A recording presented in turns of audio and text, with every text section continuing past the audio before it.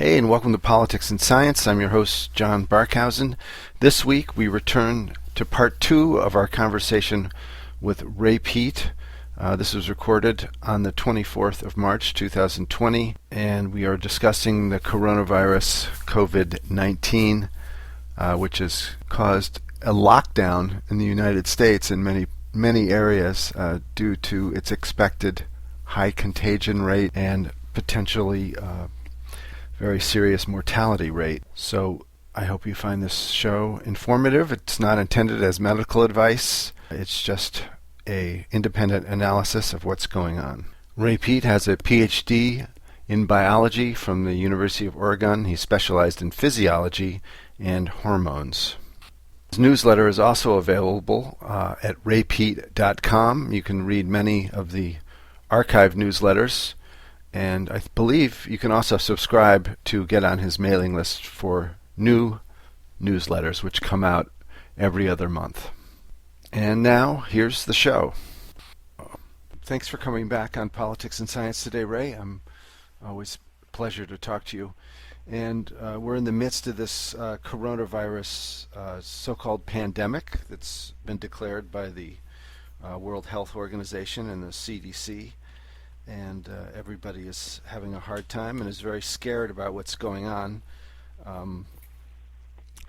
just listened to a podcast today with a New York Times reporter talking to an epidemiologist saying, that it's going to be very bad and we're not taking enough across-the-board measures. It's too piecemeal, that the states are doing it, individually. And there needs to be some strong federal action to, make sure everybody's staying home and behaving themselves and not getting close enough to transmit the coronavirus. I wonder what your take is on that. I still am not convinced that anything special is happening. Did we talk about the German virologist Wolfgang Wodarg?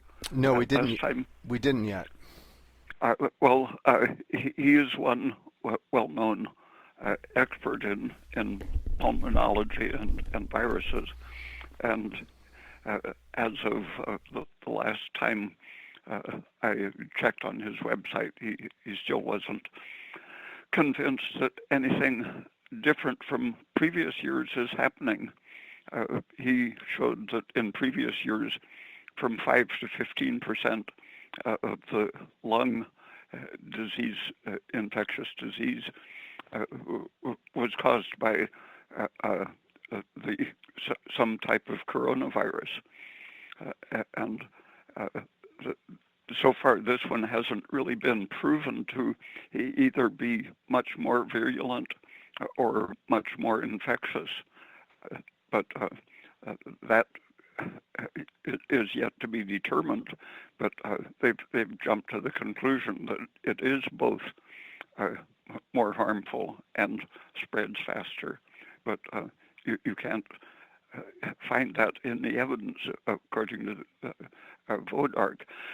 And another German well-known pulmonologist and virologist named Bhakti,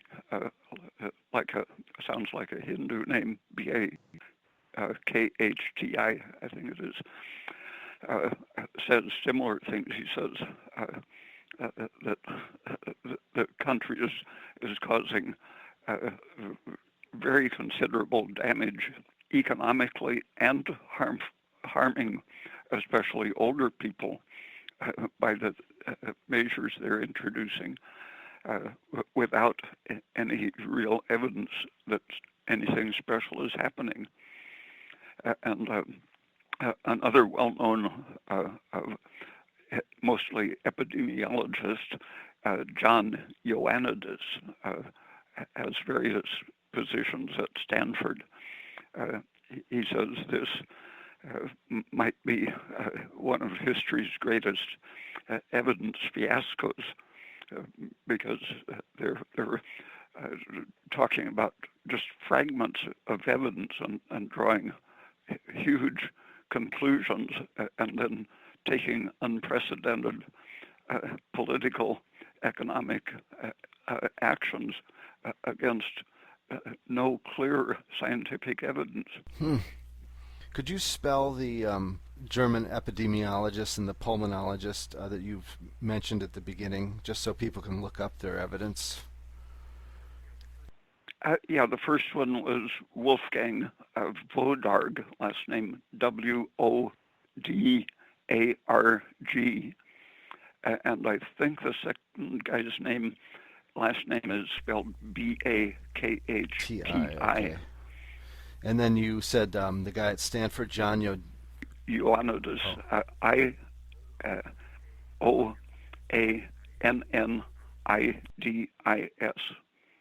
Okay, great. Yeah, and they're saying that the Trump administration isn't doing enough. I've always been considered crazy for pointing out that Trump, in many ways, has been less harmful than the so-called progressives like Obama, that he tends to be withdrawing from wars, for example. And I think I'm inclined to see his reluctance to go ahead with the war on the virus as another virtue, even though everyone considers that crazy. The Pentagon wanted to go back into Iraq heavily in retaliation against a couple of soldiers getting killed, and he used the virus as an excuse, an argument against renewing the war in Iraq. So even though he's been being criticized again for everything he does against the grain, so far I think he's justified by the evidence. Yeah, and in these cases, it's too bad he doesn't do himself any favors in his social behavior. Yeah, it's too bad he isn't a pleasanter personality to do some reasonable things. Yeah, and he has a sort of the personality of a gangster, and at least he sounds like one to me. But I think you're right. He has an isolationist tendency when it comes to wars, and I'm all for that myself.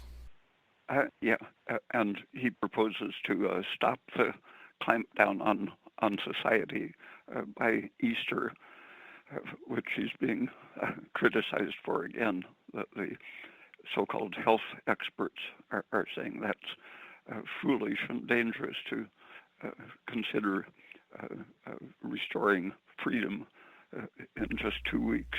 Yeah, I mean, I can understand why people are scared. If you listen to any news at all, it's just one dire warning after the next. What do you make of the reports from Italy where people over 65 aren't being allowed to have a ventilator, and so people are they're doing triage, and some people are being basically told they'll have to die? I saw a little video from a hospital in Bergamo, and it looked like they were stuffing people into oxygen tents and putting oxygen masks on them. And if people come in with a minor respiratory ailment and they're 70 or 80 or 90 years old, and they get put into a pure oxygen atmosphere, that's exactly the wrong thing to do, but it's what almost all the hospitals in the world are doing, thinking they need oxygen. They're having trouble breathing, so give them pure oxygen. But carbon dioxide is anti-inflammatory, and when you give them pure oxygen 5 times more than normal, you're tremendously displacing the natural balance of carbon dioxide, which is the anti-inflammatory stuff in our breath. Several good research projects have found that if you hypoventilate people who are having some problem in the hospital, like surgery, slight hypoventilation to let the CO2 build up reduces inflammation and produces much better outcomes overall, because inflammation is such a pathogen in any kind of sickness, and especially in this particular virus infection or any lung infection. The symptoms are basically inflammatory. Mm-hmm. The angiotensin system, the interferon system, which turns on other inflammatory agents, histamine, all of the defensive reactions triggered by these respiratory infections amplify inflammation, and that causes the congestion, constriction, swelling, exudation of serum into the lungs instead of a balanced moisture economy in the lungs. The serum and proteins in the blood ooze out into the lung space and interfere with breathing. But anything you do to increase inflammation is going to increase that pneumonia tendency and general sickness. So oxygen and many of the virucidal chemicals they're giving greatly intensify inflammation. That's one of the reasons old people are so susceptible, where about different studies say about 85% of the proven infected people have almost no symptoms of infection. And the main ones who react badly and get very sick or die are mostly the very old people who already have some kind of a degenerative circulatory or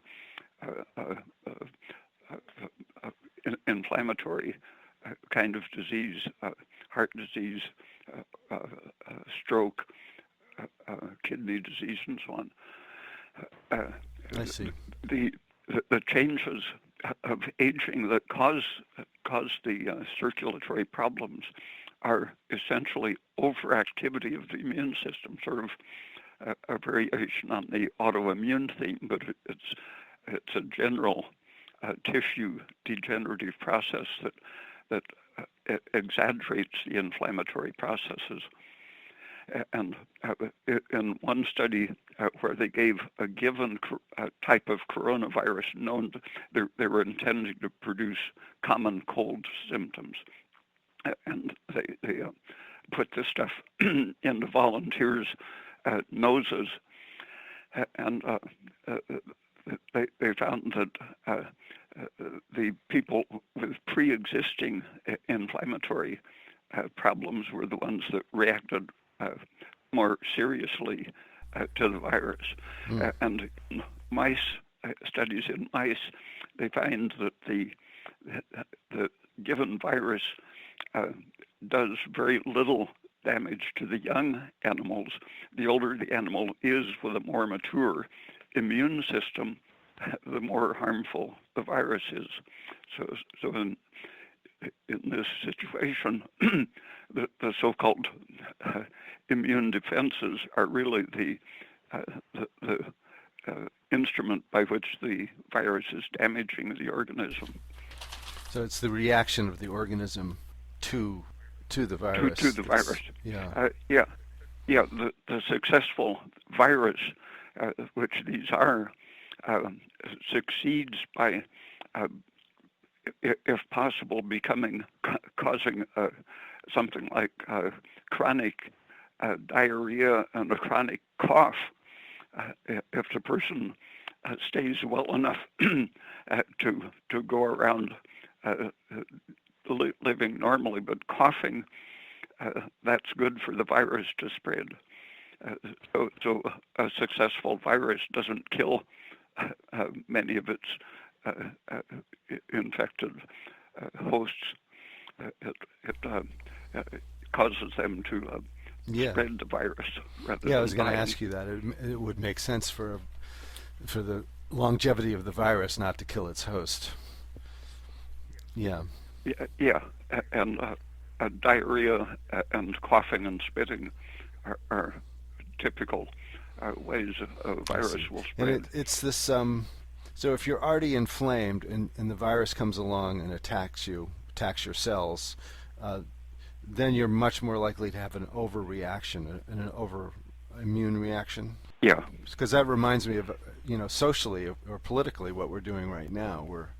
If what you're saying is correct, then we're having an overreaction to the threat of this virus, which could potentially cause a lot of damage to our society. yeah, it already is uh, causing unemployment, and it's being taken as an opportunity.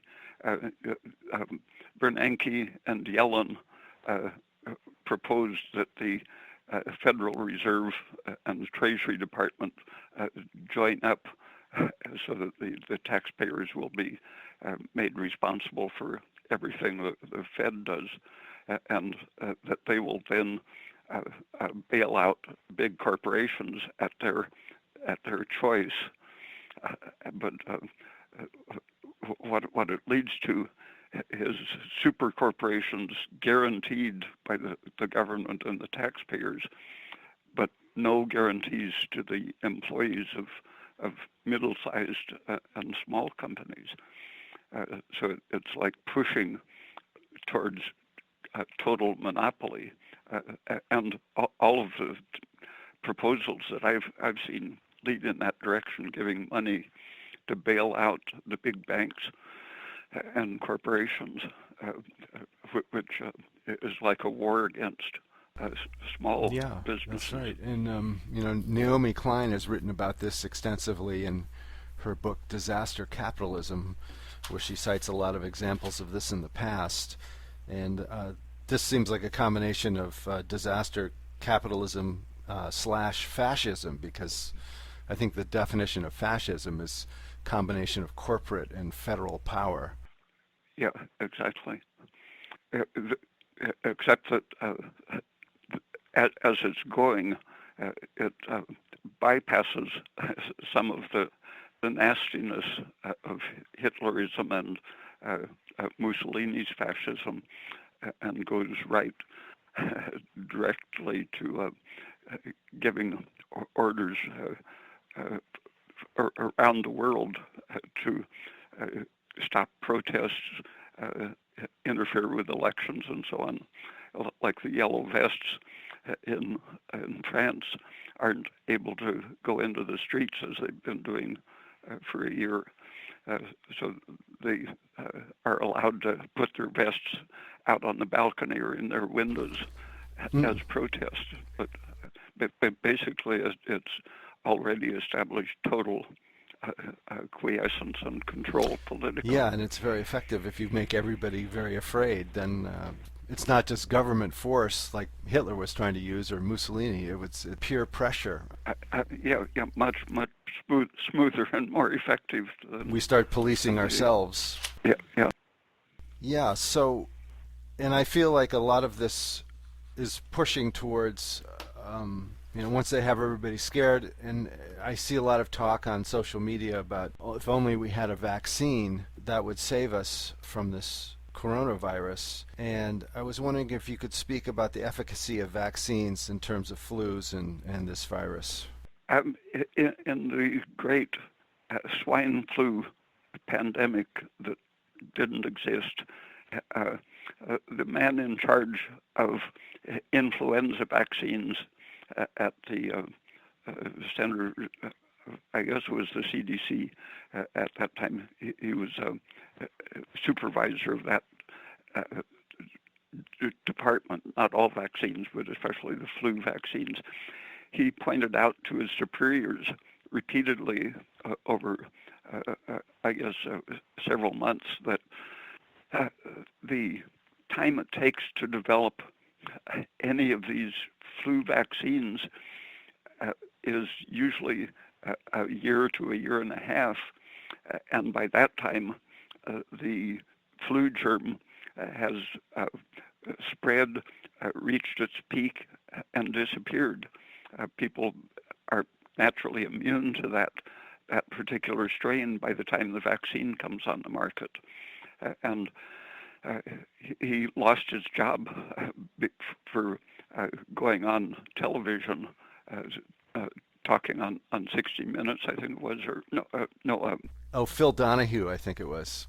Yeah, Phil Donahue. Yeah, that got him fired. And then later, 60 Minutes did a detailed analysis of the failure of the epidemic to one death, one soldier was confirmed to have died of the flu virus. No one else in the world, by the admission of the head of the CDC.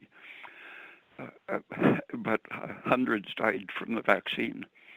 And so now when someone says that vaccines are confirmed not only to be useless, but to be dangerous, and in many cases worse than the disease, that they can't conceivably be produced in time to prevent, those people are now being called quacks. Yeah. Now, in the history of vaccines, there have been useful ones, right, in the past? Yeah, when it's an organism that doesn't change faster than the vaccine can be produced. Smallpox was probably the best example of a vaccine being able to totally abolish a disease when it's used intelligently. They would identify where the outbreaks were and then form a ring of vaccinated people around those outbreaks and let the disease run its course inside that ring. And repeatedly doing that, they closed in and eradicated the vaccine from nature. Because that particular disease, was that a virus, smallpox? Yeah. Mm-hmm. So it just didn't mutate quickly, so they could get a handle on it. Yeah, and I think other diseases are probably slow enough to change that they could be treated similarly if the effort were made. They could close in on them and eliminate them for a relatively small price. The cost for the eliminating smallpox on the world scale was microscopic compared to the annual expense on measles and the standard array of vaccines that kids are getting in the United States and most other countries. The cost alone is enough to lead to a more intelligent policy.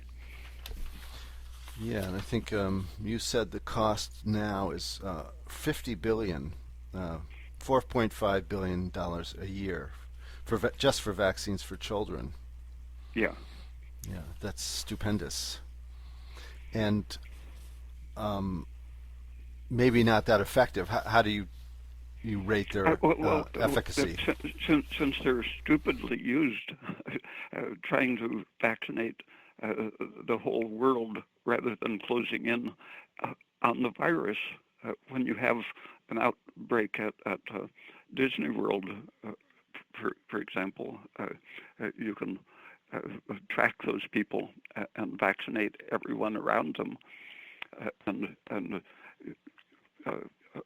1,000 people for every one vaccinated will have avoided the vaccine. And the vaccines have a consistent and predictable rate of damage and harm, mortality, paralysis, brain damage. Autism is one of the outcomes, but no one really denies the government pays at least a proportion of the people they harm. They acknowledge that they're doing harm, but instead of intelligently reducing the number of people given the vaccine, they prefer to pay for a stupid use of vaccines that otherwise could be effective. Yeah, and that makes sense to me. And the testing is of questionable merit. The safety testing is absolutely crooked. Some of the vaccines with the known harmful adjuvants, aluminum hydroxide is added because it causes a systemic inflammatory reaction.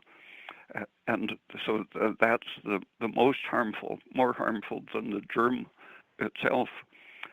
But when they're testing the safety of a vaccine, you would expect that they would test the safety of the combination of aluminum hydroxide and the other junk that goes along with the actual antigen.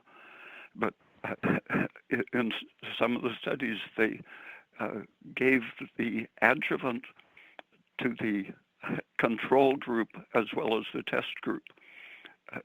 So they're creating a certain level of damage in their control group and comparing that to the damage in the complete virus, complete vaccine.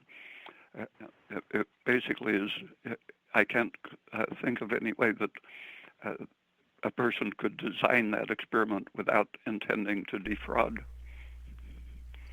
Yeah, and just so people know, the adjuvant is the addition to the wounded or weakened vaccine or the weakened virus. The adjuvant. Go ahead. After using aluminum hydroxide to produce that general inflammatory reaction that revs up your ability to produce antibodies, after using that for generations, it's gradually becoming recognized by the people suing the government for brain damage and death and so on, that it is developing a bad reputation. So they're looking for new adjuvants, things that will do just as much inflammatory damage, but that doesn't things that don't yet have the bad reputation that aluminum hydroxide does. But the same thing will occur with these lipid-based nano particles of lipids used as antigens.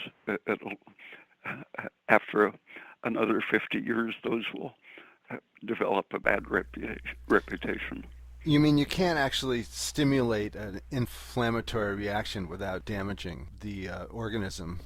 Yeah, that's probably a major, if not the only, motor of the aging process, is the accumulated damage done by interacting with irritating, stressful parts of the environment.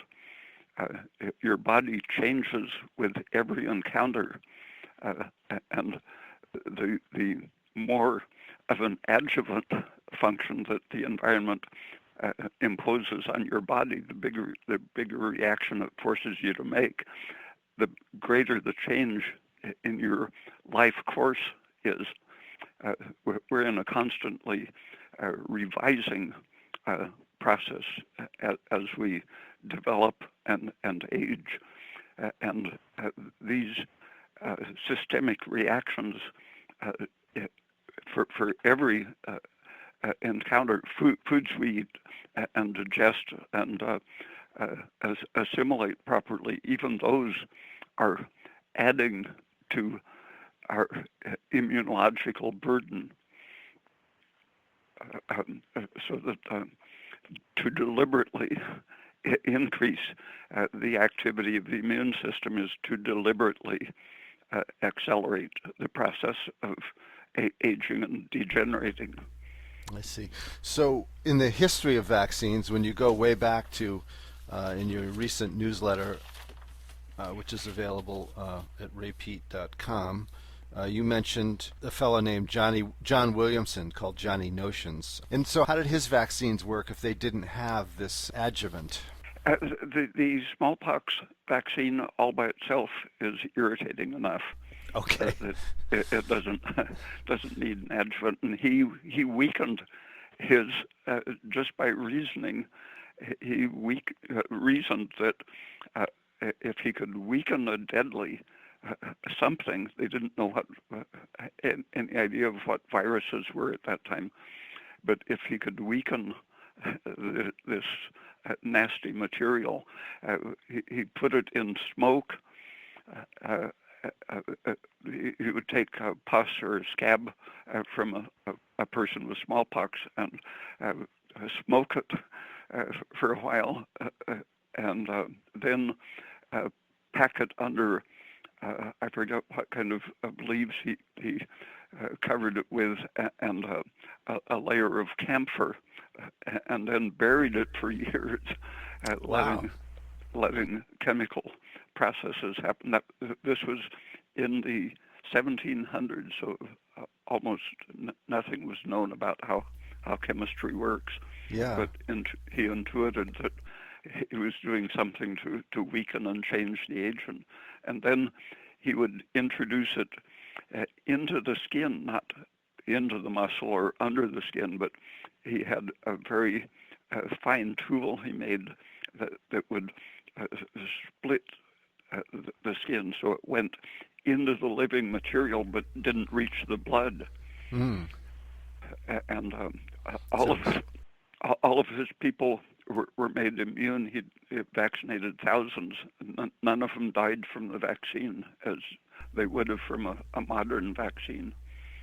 Yeah, and that sounds a lot more gentle in that it's not being. What's the difference between a dermal application like that, a skin application, and a having something injected into your bloodstream? Yeah, in the last 10 years or so, a few alternative doctors were practicing it 30 or 40 years ago, rubbing it into the skin gently rather than injecting it. But experiments now in the last 10 years show that when you take a particular antigen and either take it by inhalation or ingestion or rubbing it into the skin or injecting it carefully intradermally, that the systemic results are absolutely different from when you inject it into the blood or into the muscle or even under the skin. The immune system is designed to react in a maximally appropriate way when things get rubbed into the skin or inhaled or eaten. And when you bypass those normal routes of infection, we don't have an evolved immune system for proper reactions to needle injections into the muscles. The whole thing about using needles seems to have been a matter of professionalism. In the 1800s, doctors were the only ones who could have access to needles and syringes. They were technologically beyond the public, and so they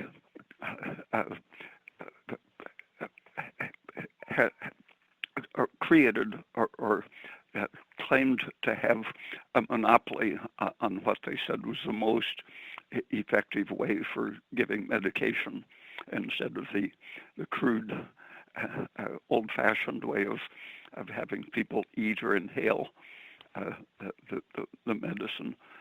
They would give it by needle into your muscle or directly into your bloodstream. There never was any valid scientific basis for giving medications by injection. Hmm. And so you said it's radically different if you take it through a more natural way where you do have actually a defense. Can you still get the same vaccine reaction adequately enough? The reaction is more organized. What they get from the injected reaction is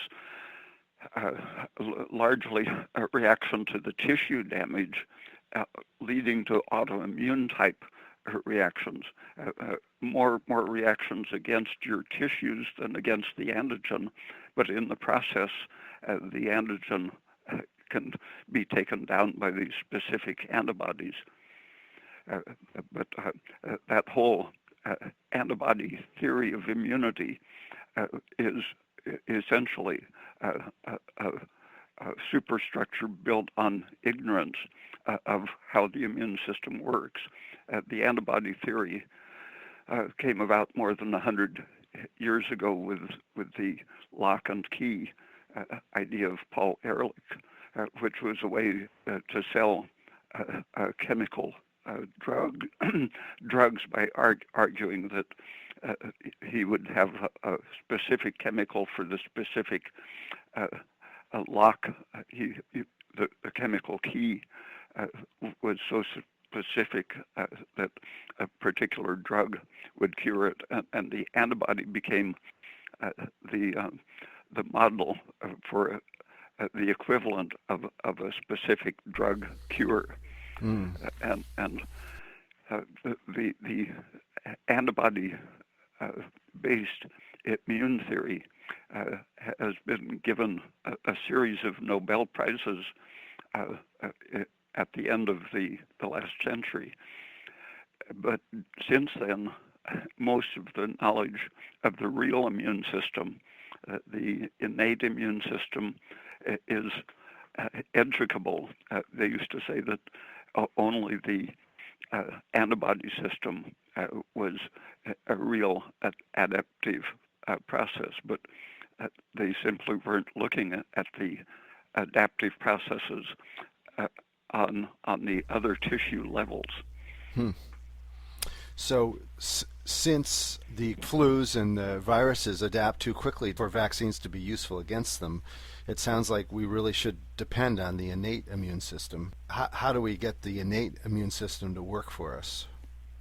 Making people healthy, exposing them to fewer vaccines as they grow up is, I think, a very important part of it. Allergic people are known to be the ones who react the worst to the coronaviruses. And the changes, the degenerative or autoimmune changes that happen with aging make a person more susceptible to harm from the otherwise mild coronaviruses. But just being allergic or already having an activated interferon system makes you more susceptible.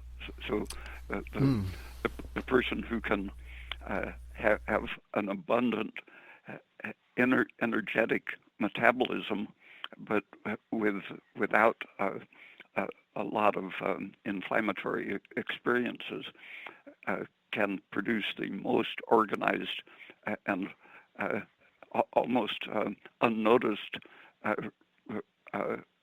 rejection of the infection. The 80% of the people who don't know that they're infected with this particular coronavirus, they are the ones with a good immune system. They don't react noticeably. And at the beginning, you spoke of, let's see if I can find that. Oh yeah, you said a lung infection is inflammatory, and it's triggering the angiotensin, interferon, and histamine reactions.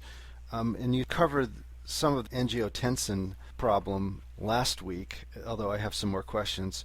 But you haven't mentioned anything about how the interferon and histamine systems would react with the coronavirus. One of the main things that the interferon system does is to activate the production of nitric oxide, which in vitro is a very good virus killer. It's a free radical that will destroy just about anything. Mm. But in vivo, there have been comparisons with the coronavirus. The nerve infection is a major target of some coronaviruses and other respiratory viruses as an alternate target causing encephalitis. And in experimental infections with nerve targeted coronaviruses, they find that blocking interferon's production of nitric oxide prevents death of the animal, and it's specifically the interferon production of nitric oxide that's killing them. I think analogous things are probably happening. It does kill the virus, but it also helps to kill the host. And same with serotonin. Serotonin is produced by any inflammation, and blocking the effects of serotonin. For example, the Chinese are using sinanserin, a serotonin blocker, as one of their tools against the coronavirus. Can you spell that again, Ray? Sinanserin? Cinanserin. Okay, great. And so that's actually cutting down. So serotonin is an inflammatory chemical that we make when we're under stress. Yeah. Serotonin is talking about the veins tightening up, and so does angiotensin is the same thing. What's the purpose of those in a healthy creature? The tightening of some of the circulatory system helps to raise the pressure and get more blood to an area of where the problem is. So it's just one of many emergency functions.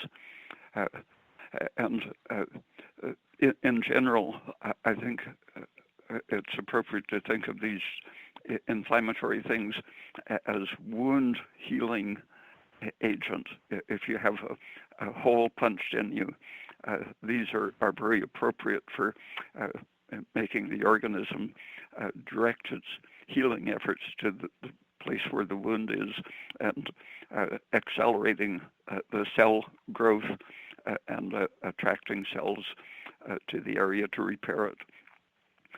But when you have them spreading out from your lungs, for example, into the whole organism, the whole organism is suffering because that particular type of repair system can be so damaging when it takes place in the lungs. Yeah, so it's an ecology, and it's only supposed to be present for a short time while it's doing its emergency work. Yeah. Yeah, I kind of understand that. And histamine, how does that fit in? It tends to be any injury causes it to be released, and the experiments with coronavirus show that it sensitizes the tissues to histamine. So any injury that's releasing histamine becomes more harmful in the presence of the virus. And estrogen is something in the background of all of these. And angiotensin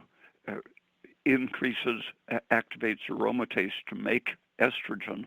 So estrogen is coming up in the background of any of these injuries and stress. And estrogen increases production, attracts mast cells that make histamine, and activates its release, and that intensifies the exudation of fluid into the lungs, for example. And one question I had from last week, before we get into these other questions, of a few from listeners, is that you said that in the angiotensin cycle, why don't you describe briefly the cycle again of how angiotensin is made and then how its inflammatory syndrome is stopped? Well, first, the renin enzyme is one of the starting things, and angiotensinogen, stress and things like estrogen make the liver produce more angiotensinogen, which is a protein cleaved by renin, the enzyme largely from the kidney. And the product of this is called angiotensin 1. And then an enzyme, ACE, angiotensin converting enzyme number 1, produces angiotensin 2 acting on the product of the renin. And angiotensin 2 is the one we commonly think of as angiotensin, which leads to all of these inflammatory things. And the enzyme ACE2 I think its main function is to destroy angiotensin, or angiotensin 2. I see. So ACE1 produces the big inflammation promoter. ACE2 destroys it. Yeah, and so the coronavirus attaches to and inactivates ACE2, leaving ACE1 producing angiotensin and its inflammation. Oh, I understand. Because you said ACE2 is a sign of a youthful person. If you have a lot of that in your system, it means you're keeping that stress hormone, or is it a hormone, angiotensin? Yeah, you could call it that. It's a peptide. It signals something. Yeah. Yeah. Okay, so if you have a lot of ACE2, that's a sign of youth. But the coronavirus is able to attack that. Yeah. ACE2. I see. Yeah, they now know in detail how it attaches and changes that protein. But that, in my mind, that begs the question of how come young people are not affected by the coronavirus since they'd have more ACE2? Yeah, if you have enough of it, it outweighs whatever the virus does. It can a healthy young person can sacrifice some of their ACE2 to the virus without succumbing to the symptoms. I see.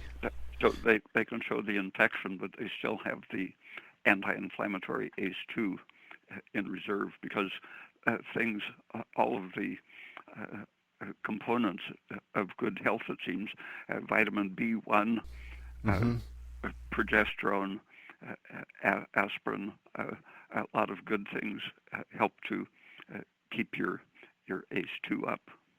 I see. Okay. That's very good to know. And now I'm going to go to some questions from people who were kind enough to send them in. And the first one is finishing up one from Ines Marks. He said, in a very recent interview, Professor Dr. Christian Drosten, one of the leading virologists in Germany, said that some of the patients studied in Germany did not have neutralizing antibodies, which they found surprising, but have recovered despite their immune system not reacting correctly. That's in quotes, immune system not reacting correctly. What does Dr. Peat think of the role of neutralizing antibodies? And this is in regard to the coronavirus. I think the healthy young person without too many vaccinations has an immune system that reacts correctly and doesn't bother with getting to the antibody stage. But there has been a kind of underground, gradually gaining recognition in the immunity field uh, uh, uh, Jamie Cunliffe in England, and Polly Matzinger. I think she has worked her whole career at NIH in this country, and they have the danger theory of immunity, or the damage theory is Cunliffe's terminology, in which the immune system, in their view, isn't on the outlook for so-called pathogens. The antibody theory is based on the idea that we form a picture of the evil germs and then create antibodies specific to that image of evil. And Sounds familiar. in this other picture of immunity, the organism has a picture of itself that it wants to preserve. It knows what it is and where its parts should be.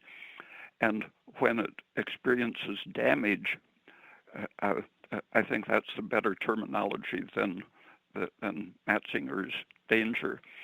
The damage is recognized because the organism knows itself and knows when part of it is out of place.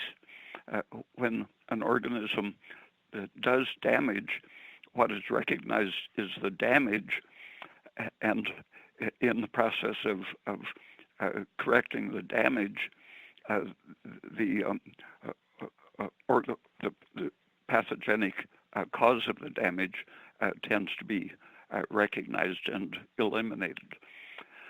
But the emphasis is put on maintaining or restoring the image of the body rather than learning images of potential invaders.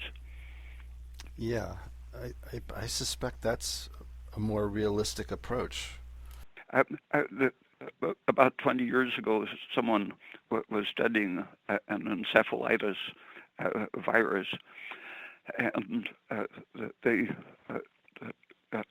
were aware that a specific brain antibody was formed, and people were thinking of that antibody as an autoimmune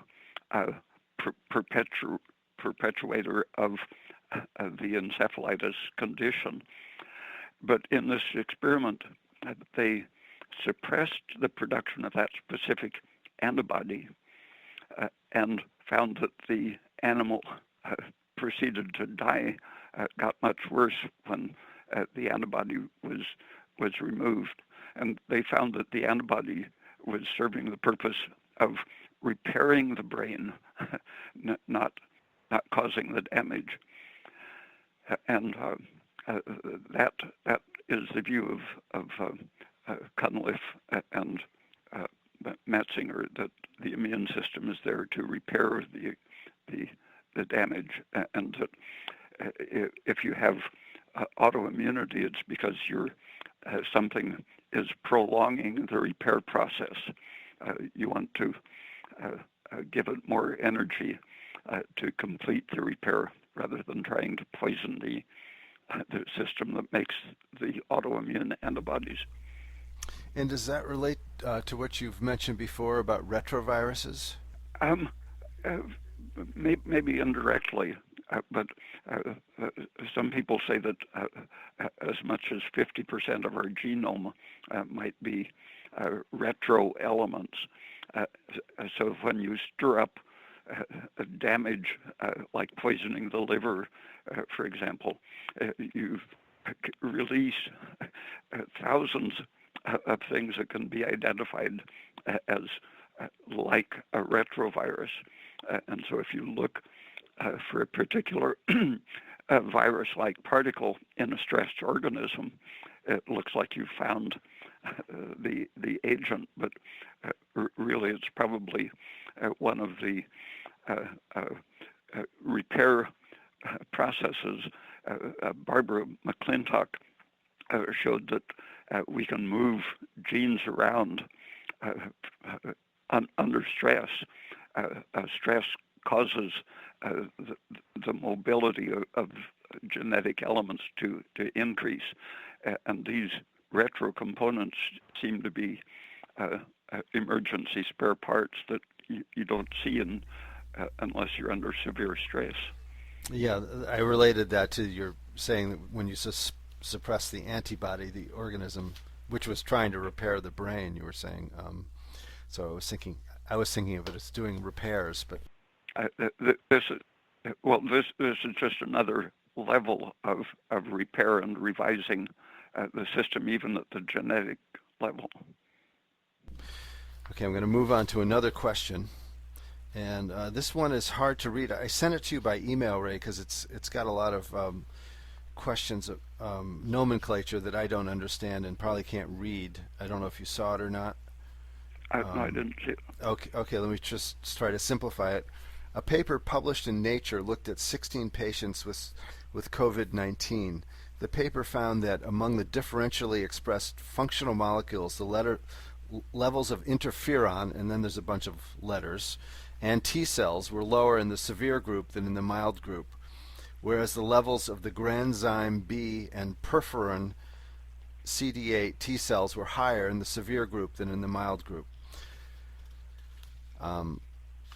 And this data indicates that the COVID-19, similar to some chronic infections, damages the function of the CD4 T cells and promotes excessive activation and possibly subsequent exhaustion of those T cells, of the CD8 T cells.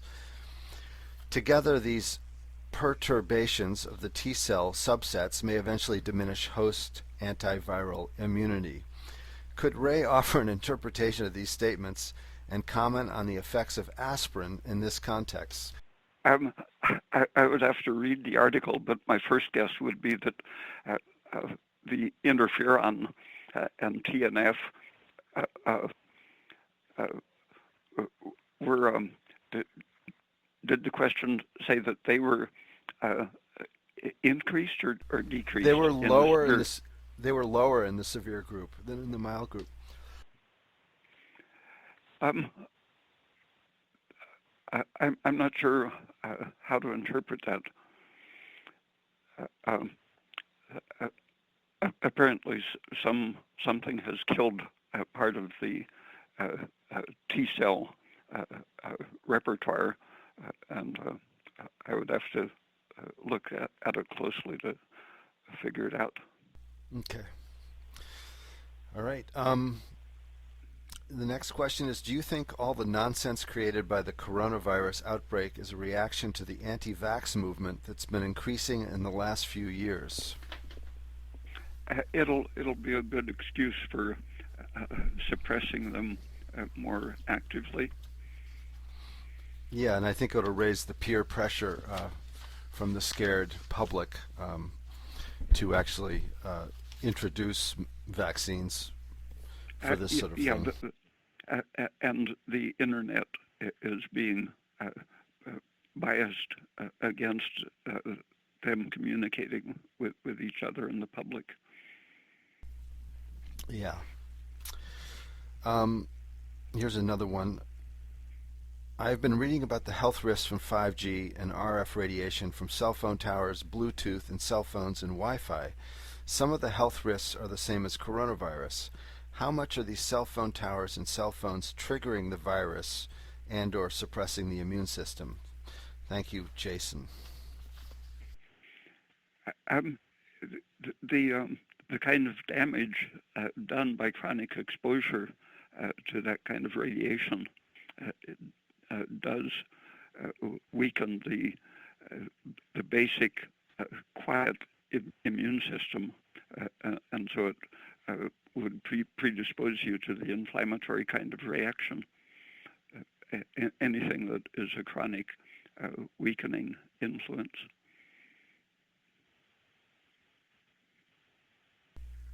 Let's see. Can you ask Ray about the confusion between people suggesting things that decrease ACE2 and things that increase expression of ACE2? Since ACE2 is known as the entry point of the CV, I see people suggesting to decrease anything that may increase suppression. Yet when you look I, at I, research, yeah, go ahead. I think that was an argument published in Lancet magazine against aspirin or anti-inflammatories, but I think those people just hadn't read the relevant things that, in fact, increasing ACE2 goes beyond what the virus infects and has a protective effect rather than a target effect. Okay. And he adds, when you look at the research, it seems that things increase expression of ACE2, like losartan, are most helpful for people with coronavirus. Can you suggest other things that can increase the expression of ACE2? I think those that I already mentioned, progesterone, aspirin, vitamin B1, I think the anti-serotonin agents probably do that. I'm not sure. Okay. And what are your thoughts on social isolation being a remedy in keeping this virus contained? It does limit the spread of viruses, but that that would be helpful in any flu season. But I think the harm done by the pressure to enforce isolation is greater than keeping the incidence of respiratory infections lower. I see. Since it doesn't seem like it's that the contagion is that serious. So far, that's my impression. Yeah. The website of a British nurse has some contrary information about the nature of the pandemic and use of NICADs. What does that mean, Ray? Yeah, non-steroidal anti-inflammatory drugs. Thank you. Aspirin. As your friend said, most people will not die, but as it spreads undetected without symptoms in some, and only after many days in others, tens of millions of people will be exposed, as is happening. 1% of 50 million globally could mean 500,000 deaths. Add to that everyone who for other reasons needs hospitalization but could not access it as the system overloaded to keep alive the 5% who need critical care, and you have additional deaths. Both diet and general health are not optimal across this planet, so look to the poorest to die in large numbers. An occurrence the Bilderberg group types would not be concerned with. Your friend is right. This virus is similar, but the novel aspects that allow it to spread, and contrary to his assessment, trigger an immune response that itself becomes life-threatening. It is also now killing people age 40 plus and younger if their immune systems are compromised. Lack of sleep, stress, bad diet, drugs, air pollution, which we are free to experience because of their freedoms. I wanted to mention that the approach to killing the virus is almost always worse than the result, the effect of the virus. Three of the most often mentioned antiviral remedies, chloroquine, acyclovir, and another of the nucleoside analog types. Can't think of the name right now, but these three most frequently mentioned are aimed at killing the virus by damaging its DNA or RNA or ability to replicate RNA or DNA. And these also happen to damage human DNA and at the expense of mutating millions of people. There are recommendations to try to slow the virus replication. But I think that's another thing besides crashing the economy to increase the amount of poverty in the world. the damaging nutrition and increasing stress. These most frequently offered protections are really very serious harms. They actually poison you. Yeah, well, they damage the gonads and the retina, and, for example, anywhere that cells have to replicate and reproduce themselves, you're interfering with their DNA replication, and so you create some sickness in the individual, but also the risk of mutated descendants. I see. Yeah, great. There's a solution. Um, and I think I have one more question. I'd like to get Ray's thoughts on claims that vitamin C can increase interferon and cause a cytokine storm, cytokine release syndrome. The few studies I've seen show the benefit of vitamin C for improving immune response, but some health experts are warning against it. Thoughts? That has been my personal experience, that in 1956, when vitamin C became cheap, the tablets were 500 milligrams instead of 50. I had good experience with the 50 milligram tablets in 1953, but I took one of the 500 milligram tablets and immediately got cold symptoms.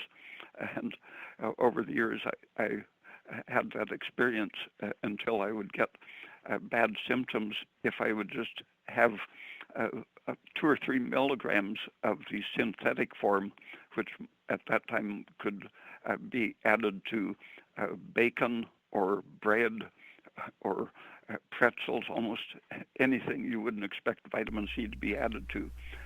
But I ran, because of my own experience, I ran into numerous other people who had similar allergy-like reactions to commercial vitamin C. I found that I could consume 4,000 milligrams a day of natural vitamin C by eating, simply eliminating grains from my diet. My intake averaged 4,000 milligrams of natural vitamin C, no problem at all. But 2 milligrams of the commercial stuff produced the reactions. And a chemist, a free radical specialist, dissolved 500 milligrams of reagent grade, the purest available ascorbic acid, in a liter of repeatedly distilled water, and then put it in an ESR apparatus to measure the free radicals. And he said that that amount of vitamin C contained enough heavy metals to oxidize the vitamin C into its free radical state, so that the free radical concentration was equivalent to a killing dose of X-ray.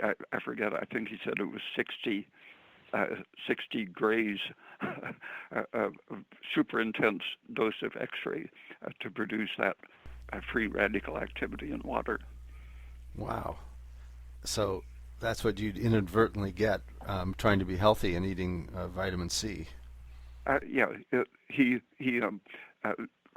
he analyzed the traces of heavy metals and picked out just one of numerous heavy metals present as contaminants, and just the iron alone would replicate that reaction.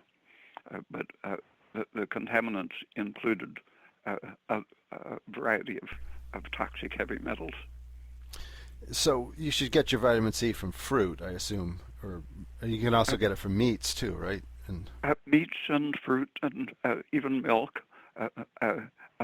All animals except people and guinea pigs and primates make their own, and so all of the animal foods are generously supplied with vitamin C because the animal makes it.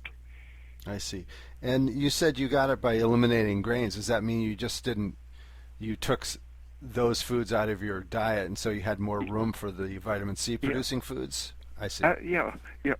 Linus Pauling said we need 4,000 milligrams a day because that's the amount a goat or a chimpanzee would make on a body weight basis. But chimpanzees can't synthesize it, so they depend on getting it from their foods. And the only food they don't eat that we eat is grains. They leaves and fruits and animals, and they get this diet. And the idea that we need a supplement is assuming that we live on bread and cereal and pasta. I see. And but you're not saying that the grains chelate out the vitamin C or anything like that. No, they're just free of vitamin C. I see. They're the only food that is free of it. Yeah. All right. Well, that's good to know. So, aspirin, B1, vitamins, not fruit, and any other suggestions for how to keep your immune system up? And vitamin D is one of the most important. It works with thyroid progesterone and the ACE2, for example, to quiet the reactions, and calcium, keeping a high ratio of calcium to phosphate in your diet works with vitamin D in calming the immune system, holding down the inflammatory reactions. And vitamin A, is that important? The membranes in particular, all of our surfaces, eyes, nose, lungs, are dependent on a good vitamin A content for making proteins largely, keeping the protein turnover at an ideal level. Okay. Well, great. Is there anything else you'd like to add about for a message to people at this time? No, looking at those videos that I mentioned or websites, I think will help to reduce the panic. Do you know who David Icke is, or Icky? It's spelled Icky. I just heard him recently. There's a recent video of his on the coronavirus, and I had never thought of him as someone saying anything sensible. But the only thing I disagreed with him in this particular interview was his saying that sugar is immunosuppressive. But everything else that he says in that interview seems okay, although normally I would consider him a borderline maniac. Oh, would you? Okay. Well, that might be an interesting listen. And I also would like to talk to you sometime about the importance of keeping your blood sugar at an optimal level in terms of supporting one's immunity. Because I think a lot of people are talking about fasting as a way to boost their immune system.